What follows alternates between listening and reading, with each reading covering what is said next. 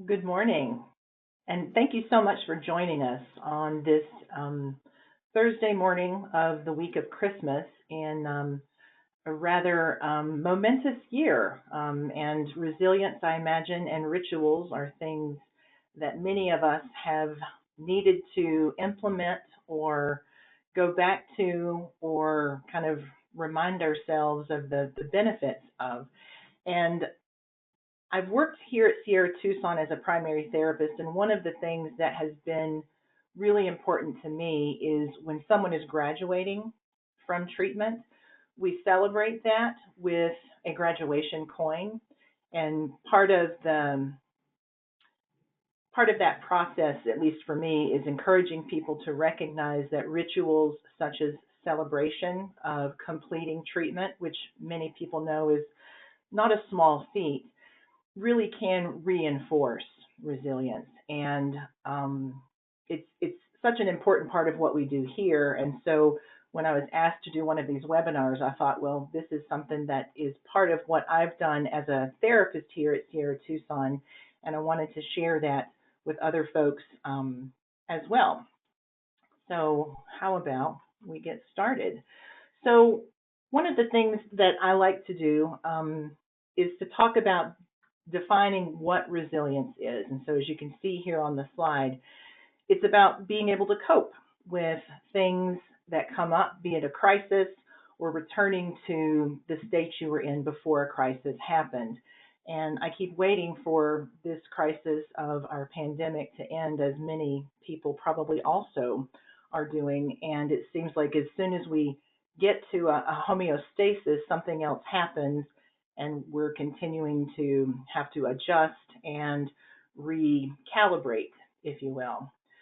And in thinking about the definition from the dictionary, they talk about the ability of a substance or an object to spring back into shape, or the elasticity.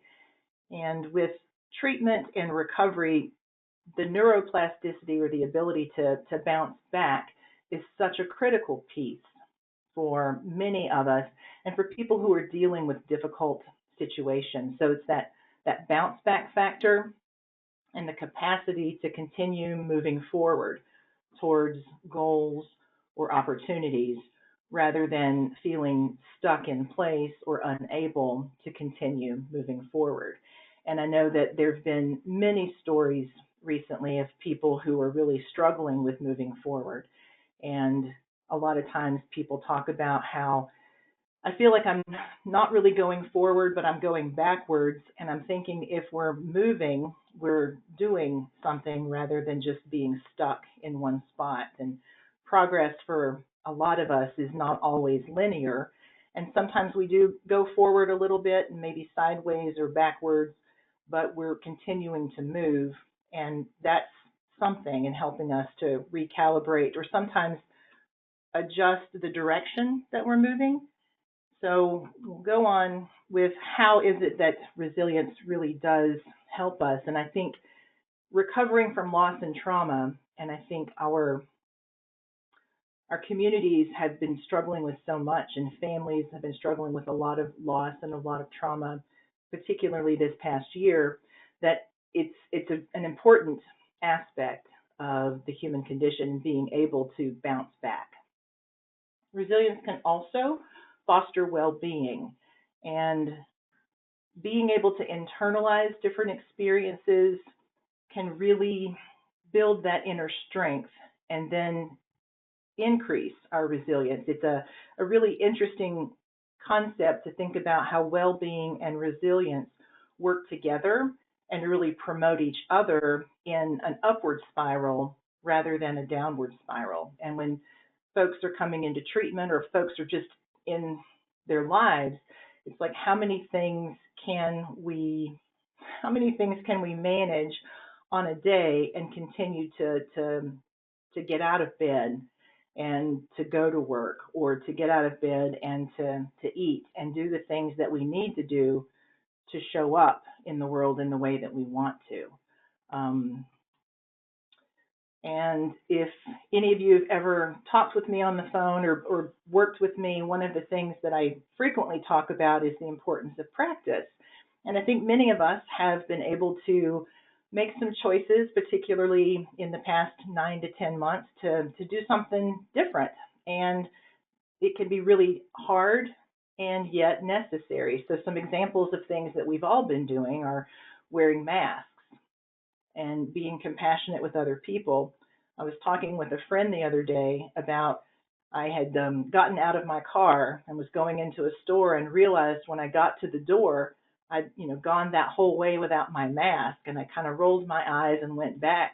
And my friend said, I got all the way to the cash register, and the cashier said, do you need a mask? And she said, I was mortified because it's like the first time in the past few months that I didn't. And it's just this thing that we're all doing, and it's become automatic, and yet we forget sometimes. Many people are having to work from home or doing school from home, and many families have people that are doing both. And I have a tremendous amount of compassion for those families who haven't been able to really get out of the home and are doing most things on the computer and not having as much of that face-to-face interaction, and continuing to work on establishing the resilience needed to continue moving forward. Things like adding a healthy activity, or maybe to stop an unhealthy activity.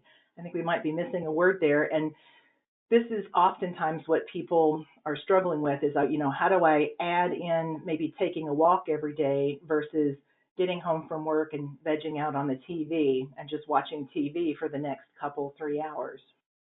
And one of the things that's such an important part of practice is recognizing that our brain is a muscle, and we can get into the habit of doing things or practice doing behaviors, and we can change, thankfully. Something that I feel a lot of hope about is when I'm working with somebody here in treatment and they're struggling with not beating themselves up or using a lot of automatic negative thoughts, is I will appeal to their sense of logic and say, well, how many days have you been on this planet? And I'm not a math whiz, and so frequently we come up with some really large number. And then I ask them, how many days have you been talking to yourself in such a harsh way? And we kind of figure out it's usually close to the number of days that they've been on this planet. And when they make a decision to start doing it differently, we look at if you've been doing something for several thousand days and you've been working on doing something different for 6, it's really difficult to hold yourself to this standard.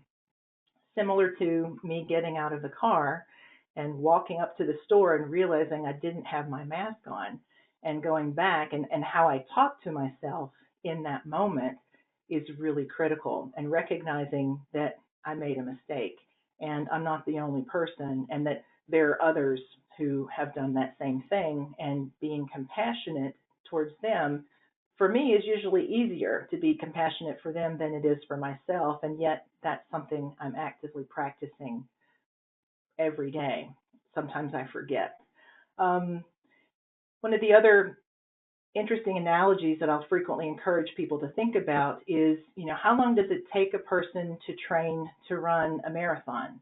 26.2 miles is a pretty long distance, and I know there've been a couple of movies about people who are trying to run a marathon and just make a decision one day and they're going to do it in a couple of weeks. But it's similar to having that muscle memory of starting out by running for 10 or 15 minutes and then increasing that and the distance so that you can do that 26.2 miles. Repetition is also something that can increase our capacity to do new and different things or to think differently. And here at Sierra Tucson, we provide a lot of education around the window of tolerance and what people are able to do. And I liken it to your comfort zone. Are there things that you're comfortable doing because you've been doing them for a long time? And we oftentimes encourage people to look at how do you stretch that comfort zone to be able to increase your capacity to recognize that everybody makes mistakes, and most everybody will get out of their car and almost go into, or maybe even go into a business and realize, I don't have my mask on, or something along those lines. And we can just recognize that it's something that all of us do. And so practice is something that can be difficult. I think about taking piano lessons and how I didn't like practicing, but I did like to be able to play a particular piece of music really well. But it was not always easy for me to remember to practice. So in thinking about our basic human needs, these are really the big three: safety, security, and connection. And I really liked this picture. It's just kind of curious to me to think about how you got to feel pretty safe, I would think, to get up on a ladder, or to get on a beam that's kind of held up by ladders. There's also that security that there's going to be somebody there who's going to catch you, and sometimes it's important that we are that person for ourselves. And there's also connection. And I think these are things that have been really challenged over the past few months, with people not being able to do their life in the way that they have been accustomed to and prefer to. I think many of us would prefer to be going into the office and being able to spend time with people, or going out and spending time with friends, because it does really help us to feel connected and a sense of security and safety. So how do rituals fit into this? We can meet these basic human needs by recognizing the things in our life or lives that are true. Sometimes it's difficult to accept the things that are true. And sometimes things like recognizing that maybe I do struggle with anxiety or depression, and maybe I do need to take medication, or maybe I need to do these certain things, or maybe I am an alcoholic or an addict, and I've got to really look at my relationship with that substance, or that relationship with myself really does need to be something that I'm willing to own. And that's the warrior's work, to recognize and accept those kinds of things as truth. We have to be able to resource ourselves. If I've only got 2 tools in my toolbox, then let's hope every problem will either be able to be managed with those tools, or I may need, hopefully, to be open to acquiring additional resources or skills and tools to manage daily life. Regulating our thoughts, our feelings, and our actions. This is a big piece of what people who come into treatment are working on. And I think about how schools now have begun to do more education and training with kids around empathy and regulating their mood, and how some kids are pathologized into having medical or psychiatric diagnoses, when in fact they just don't know how to settle themselves.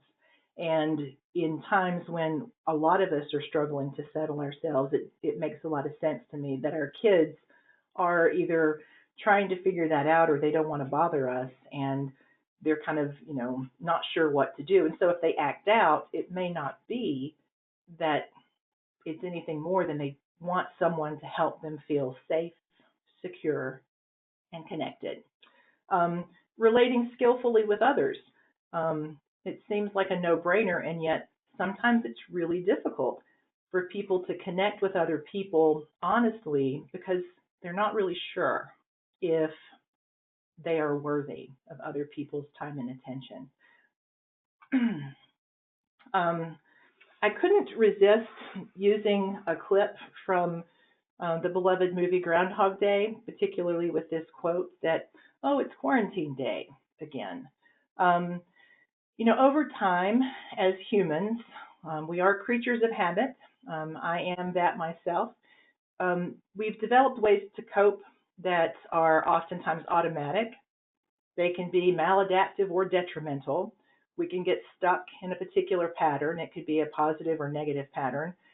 We may not be bouncing back. We might stay in the same spot, or we might find ourselves going in circles.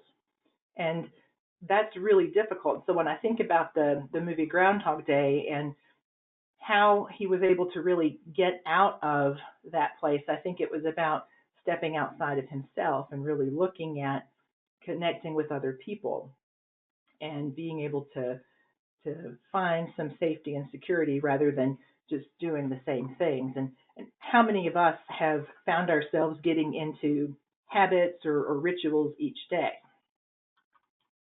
And rituals, they don't have to be really big things. They can be not so much small things, but when people have experienced losses or struggles, many of us have rituals and things that we do. I think about a book that I read called What It's Like to Go to War, and how people who were in combat situations, that there were important things around rituals to help people to make sense of their involvement in some of the combat situations so that people could continue to get up and do the things that they needed to do.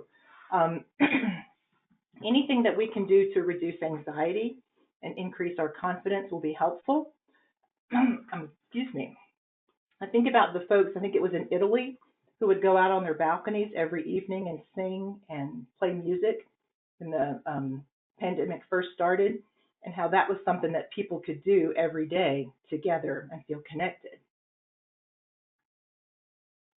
So if you think just for a few minutes about some of your own rituals that you might do this time of year, for many people, there are particular rituals that we might be a part of. You know, some people bring a tree into their home. Other people send Christmas cards or get together with family and friends. And goodness gracious. So it can be really, really helpful to connect with other people, and sometimes being available to others who have experienced the loss can be really critical. Let's see. I put this one here. I love this picture because I don't think that I sit like this very much. But some of us start each day with some kind of exercise or praying or meditating, and it can help us to feel more grounded. When we're feeling more grounded, we can be more present, and that allows us to kind of show up in the day or in our life in a way so that we're not spinning around in circles, or maybe just taking a breath, or like I'm doing right now and trying to clear my throat and my eye is leaking. And there might be things that you do each day, and you may not even think about them as rituals. When my younger sister's husband was first deployed, I think my niece was about 18 months old, and I went to stay with them for a week. And every evening on the way to bed, she would kiss a picture of her dad. And I remember thinking, well, that's kind of interesting. It's not something that I had really thought about, but it was a ritual that was part of the bedtime routine, that she would go and kiss this picture each evening on the way to bed because that was part of their bedtime routine. And I think sometimes we forget that those kinds of things seem really small or really not a big deal, and yet I can't think of anything better than to be able to connect with the people that care about you the most each night before you go to bed and go to sleep, and be able to feel that sense of safety and security and connection. So that is actually it for my slide. And I'd like to open this up to see if there are any questions. Let's see.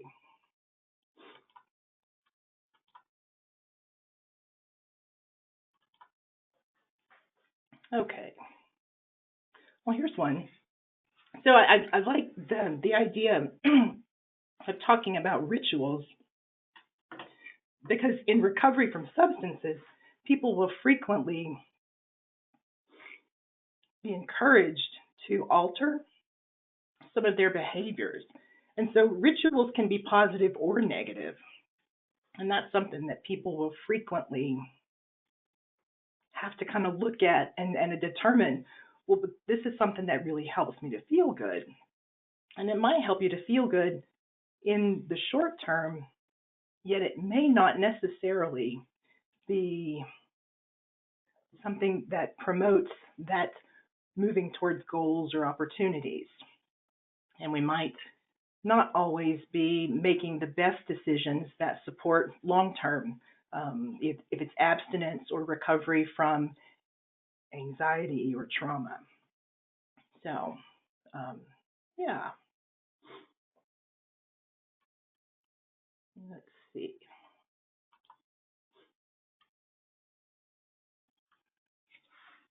Okay.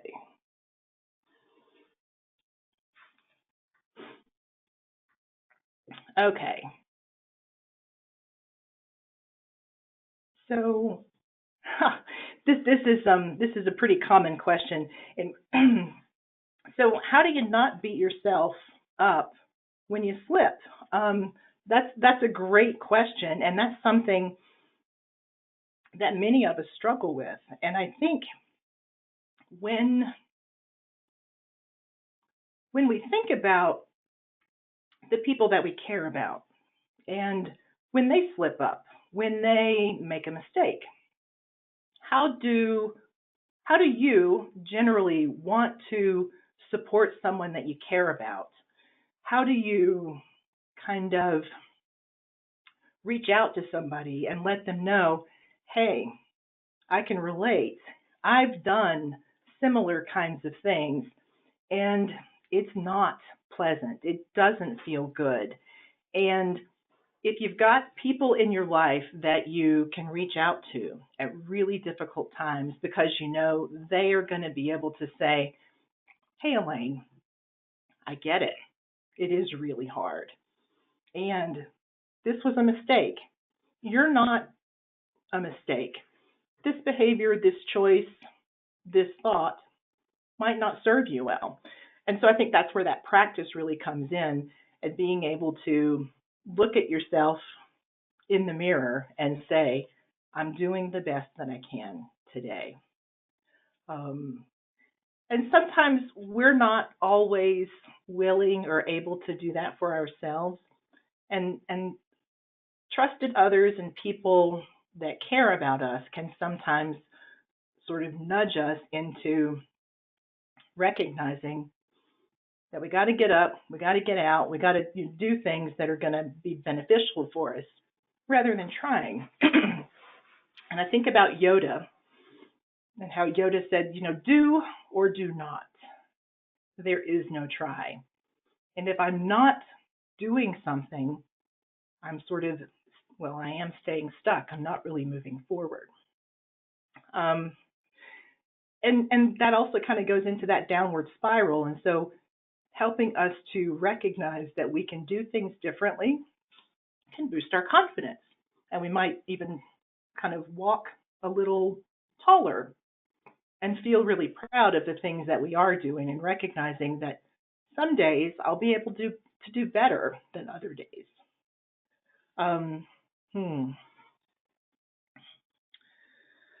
Yeah, this person is mentioning that it seems like many people have thrown out their usual rituals rather than adapting them to a new situation. And goodness gracious, we've had to adapt, it seems like every 10 minutes, doesn't it?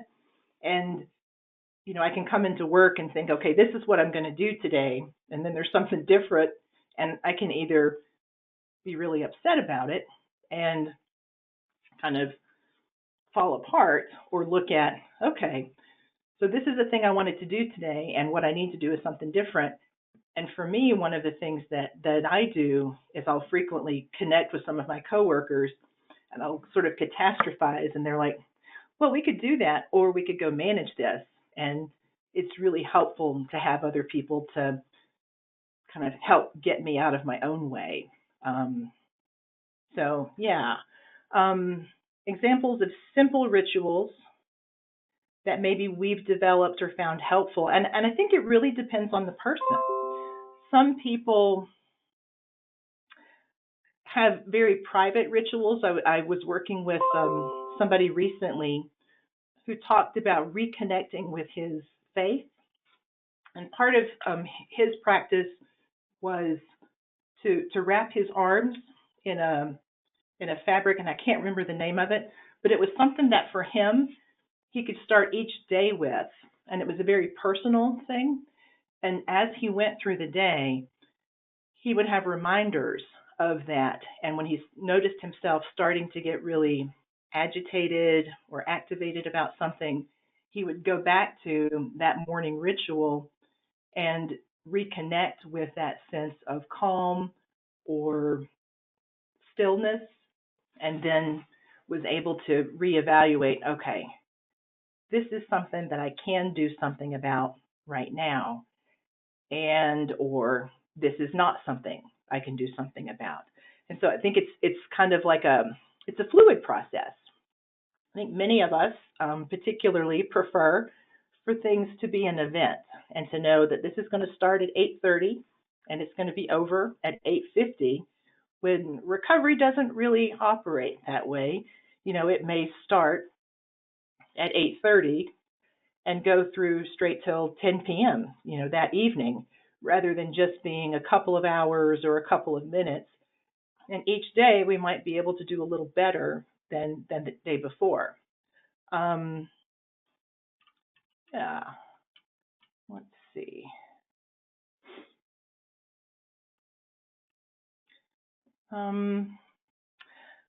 I was thinking about how rituals can be things that sometimes we do just automatically. And there's a story that I heard somebody tell once of some people who were going to a particular, I think it was a church. I'm not sure what type of church, but there was some genuflecting. And people would always sort of go to this one wall and they would bow. And there was somebody new who, of course, was questioning, well, why are we doing this? And somebody else said, well, we're just doing this because this is what we do. And this person said, well, I really want to understand it. And these are the folks that I really appreciate, because sometimes they really encourage me to sort of question, well, why am I doing this? And it turned out there was a beautiful painting on this wall, and it was something that people did to show respect and honor for this particular person within this particular faith. And it was just really interesting to me how one person said, well, I want to understand what I'm doing. And it's similar to that with recovery. And sometimes we want to help people to understand that continuing to engage in unhealthy behaviors may not move you toward the goal of really being able to recognize that you are a person who does make mistakes, and that you can learn from your mistakes, so that at some point down the road, you may see someone else who gets out of their car and walks up to the store and realizes that they don't have a mask, and they may, really berate themselves verbally, and you might have an opportunity to say, hey, I've been there, I've done that. It only happens to the best of us. And that might be the thing that is really helpful for somebody to recognize that they're really beating themselves up. And that may be a pattern of behavior or a ritual that they engage in that may not serve them very well. And sometimes that reaching out or connecting, or even for some folks, being able to just kind of make eye contact with them and to let them know, hey, I've done this, and you'd think that I would know after this many months of putting my mask on when I get out of my car to do this, and I didn't do it today. And there was a really nice person who said, oh man, I have an extra, here it is. And that's such an important part of kind of how I think we as humans connect with each other. And it might be that one of our rituals may be to make eye contact with someone, or to just notice if somebody's having a really, really bad day, to be available to them. If they want to talk, they can, but maybe the biggest thing that we can do is to be available, and that may be something that can be more valuable than anything that we might be able to say or do for them. So,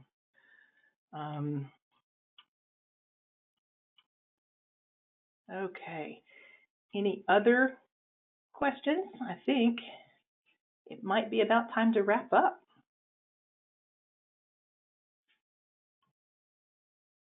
Thank you all so very much for sharing this morning with me this morning, and I hope that you're able to establish some new or different rituals to support your ongoing recovery. Thank you.